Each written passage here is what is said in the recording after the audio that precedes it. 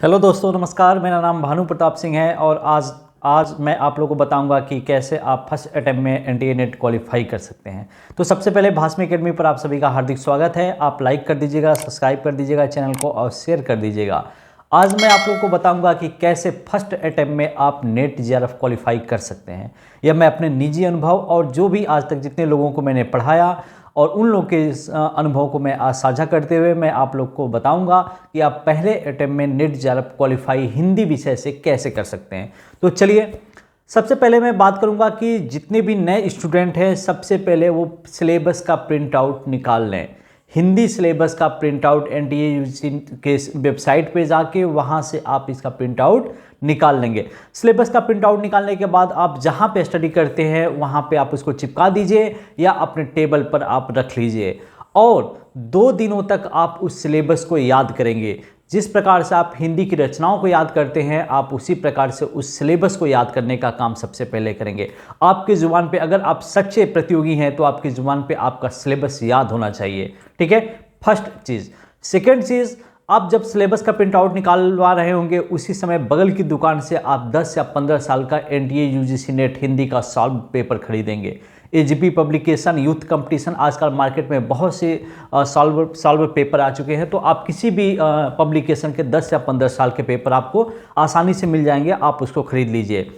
Second step ये हो गया। थर्ड स्टेप क्या करना है आपको कि आपके पास सिलेबस भी हो गया, आपके पास पेपर भी हो गया, आपके पास कोई किताब नहीं है। अभी आपके पास कोई किताब होनी भी नहीं चाहिए। आप क्या करेंगे, आप सिलेबस को अच्छे तरीके से अध्ययन करेंगे। 15 या 10 साल का जो पेपर मिला है उसको आप 5-6 दिन पलट कर देखेंगे। पलट कर देखने का मतलब आप देखेंगे कि किस तरह के क्वेश्चंस पूछे जा रहे हैं, कालक्रम से क्वेश्चन किस तरह के पूछे जा रहे हैं, रचनाओं की विषय वस्तु से क्वेश्चन किस प्रकार से पूछे जा रहे हैं। तो आप एक प्रकार से 4-5 दिन का समय लेकर पूरे अच्छे तरीके से 10 साल के पेपर को सॉल्व करेंगे या उसे आप अच्छे तरीके से एनालिसिस करेंगे, ऑब्जर्व करेंगे। ठीक है, ये हुआ थर्ड स्टेप। उसके बाद आपको क्या करना है कि उसके बाद आपको यह करना है कि कोई भी एक गाइड उठाइए। आपको आश्चर्य लगेगा कि सर किताब पहले उठाना चाहिए या गाइड। मैं आपको कहूंगा कि आप कोई भी एक दृष्टि पब्लिकेशन का या गोविंद पांडे या कोई भी हिंदी की अच्छी सी गाइड आप उठा लीजिए और उसको पढ़ना नहीं है, याद नहीं करना है, आप सरसरी निगाह से उसको देखते जाइए। आप उपन्यास, आपको 10 दिन लगेगा किसी भी अच्छी गाइड को क्या करने, सरसरी निगाह से ख़त्म करने में। आप उस गाइड को ख़त्म कर दीजिए पढ़कर। ठीक है, 10 दिन का समय दूंगा, आप उस गाइड को ख़त्म कर देंगे। यह है चौथा स्टेप।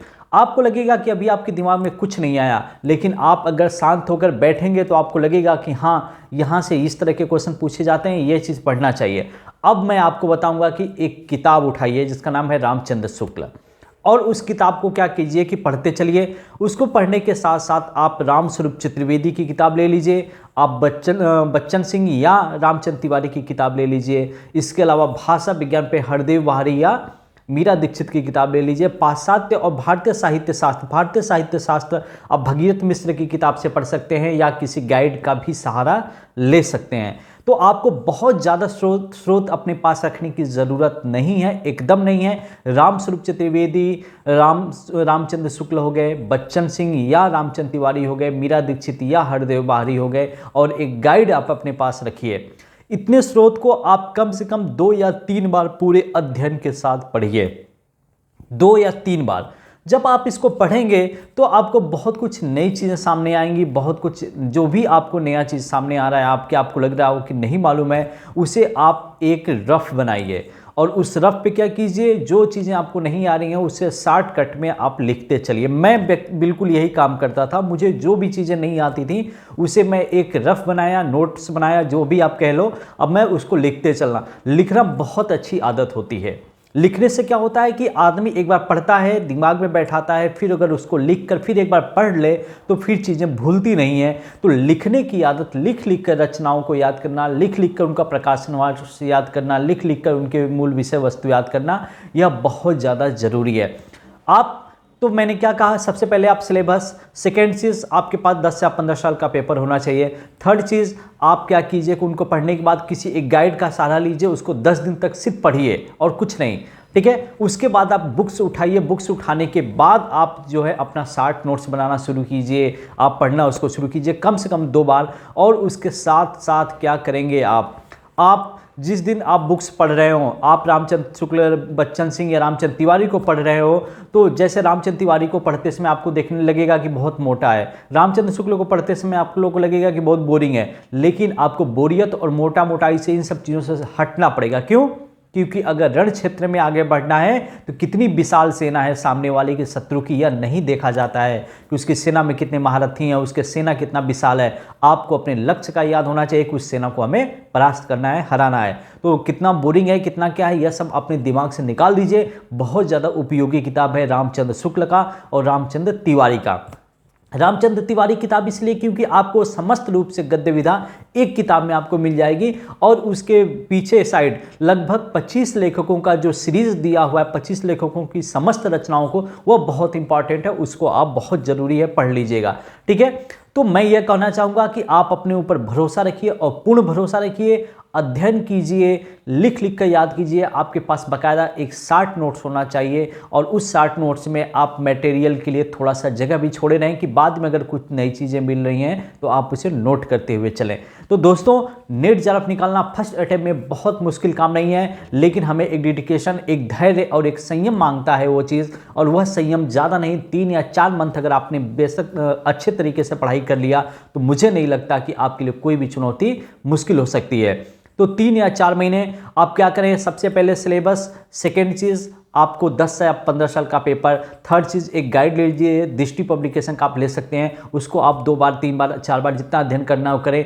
किताब पढ़ते समय उसका नोट्स बनाएं, उसका नोट्स ज़रूर बनाएं। याद रखिएगा, रामचंद्र तिवारी को पढ़ते समय, रामचंद्र शुक्ल को पढ़ते समय आपके पास बाकायदा एक 60 नोट्स होना चाहिए। और हाँ, जो आप पेपर सॉल्व कर रहे हो किताबें पढ़ने के बाद, गाइड पढ़ने के बाद, जब आप दोबारा तिबारा पेपर सॉल्व करने बैठे तो आपको क्या करना चाहिए, एक रफ, जो भी आप रफ लें, ठीक है, जैसे ये आपने रफ ले लिया, इस रफ का नाम ले लिया कि solve paper NTA UGC net, और आपने इसके पहले पेज पर लिखा क्या कि 2015 सॉल्व पेपर, 2015 सॉल्व पेपर ले लिया। आपको जो भी क्वेश्चन नहीं आ रहे हैं आप उसको इसमें नोट करते चलिए शार्ट रूप में, और क्या कीजिए कि उसको 1-2 दिन 3 दिन के बाद आप उसको देख लिया करें एक बार। आप विश्वास नहीं करेंगे कि आपके अंदर जो कॉन्फिडेंस आएगा इस चीज़ से कि इसका मैं भुक्तभोगी, मैंने अनुभव किया, इसलिए मैं आप लोगों को शेयर कर रहा हूँ, क्योंकि जो फेस मैंने प्रॉब्लम्स किया वह आप ना करें। आप लिख लिख कर याद करें, 2015 के पेपर सॉल्व कर रहे हो तो उसको, जो भी क्वेश्चंस नहीं आ रहे हैं उसको लिखिए, एक बार दोबारा पढ़ लीजिए। तो पेपर सॉल्व करना, सिलेबस आपके ज़ुबान पे याद होना चाहिए, और जो इकाई 6, 7, 8, 9 की रचनाएँ हैं उनको आप पढ़ लीजिए। उनको ज़्यादा टाइम नहीं लगेगा पढ़ने में, आपको नाटक बहुत इंटरेस्टिंग है, कहानी बहुत अच्छी लगेगी, उनको एक बार पढ़ लीजिए, और आप क्लास से, आप कहीं से भी उसका शॉर्ट नोट्स बना लीजिए, उसका प्रकाशन वर्ष, अंक, पात्र, विषय वस्तु, 2-4 इंपॉर्टेंट कथन, आपको यह सब मालूम होना चाहिए। कहने का मतलब है दोस्तों कि आप लिखने का जो लिखने की शैली है आप उसको विकसित कीजिए, लेखन कार्य जरूर कीजिए। सिर्फ पढ़ेंगे तो चीज़ें विस्मृत हो जाएंगी, लिख लिख कर याद करेंगे, लिख कर रखे रहेंगे तो आपके पास बाकायदा एक पुख्ता नोट्स होगा। तो मैं यही कहूँगा कि जितने भी चीज़ों को मैंने बताया आप क्रम से उन चीज़ों को याद कीजिए। सबसे पहले मैं एक बार पुनः बता दूंगा 1 मिनट में कि सबसे पहले आप 15 साल का सिलेबस निकलवा लीजिए प्रिंट आउट, उसके बाद आप पेपर सॉल्व कीजिए। पेपर सॉल्व करते समय आप देखिए कैसे क्वेश्चन आ रहे हैं, फिर एक गाइड का सहारा लीजिए, उसको पूरा 10 दिन का समय लेकर पढ़ डालिए। फिर आप किसी किताब को उठाइए, रामचंद्र तिवारी को उठा लीजिए या रामचंद्र शुक्ल को उठा सकते हैं। आप बाकायदा एक एक किताब को पढ़ने के बाद उनका शॉर्ट नोट्स बनाइए, और क्या कीजिए उसका अध्ययन करते रहिए जो शॉर्ट आप नोट्स बनाए हैं। और बहुत मुश्किल नहीं है, बहुत अच्छे से। कहने का मतलब ये है कि आप धैर्य रखिए और खूब मज जाइए। मजने का मतलब ये कि आसपास क्या चीज़ें हो रही हैं, काग चेष्टा बको ध्यानम स्वानिद्रा तथैव च अल्पहारी सदा लक्षण, जैसे भी है कि 5 जो लक्षण होते हैं विद्यार्थियों के, अल्पहारी सदाचारी विद्यार्थिनम 5 लक्षणम, ठीक है। तो काग चेष्टा बको ध्यानम, बगुले की तरह आपका ध्यान होना चाहिए, और काग मतलब कौवे की तरह चतुर आपका ध्यान होना चाहिए कि आप कहीं अड़बड़ सड़बड़ चीज़ें ना देखना हो, जहाँ भी आपको गलत चीज़ें दिखें वहाँ से हट जाइए, ठीक है। तो कहने का मतलब ये है कि धैर्य रखिए और फर्स्ट अटेम्प्ट में आप नेट जेआरएफ क्वालिफाई कीजिए। मेरी तरफ से शुभकामनाएं। Thank you so much, thank you.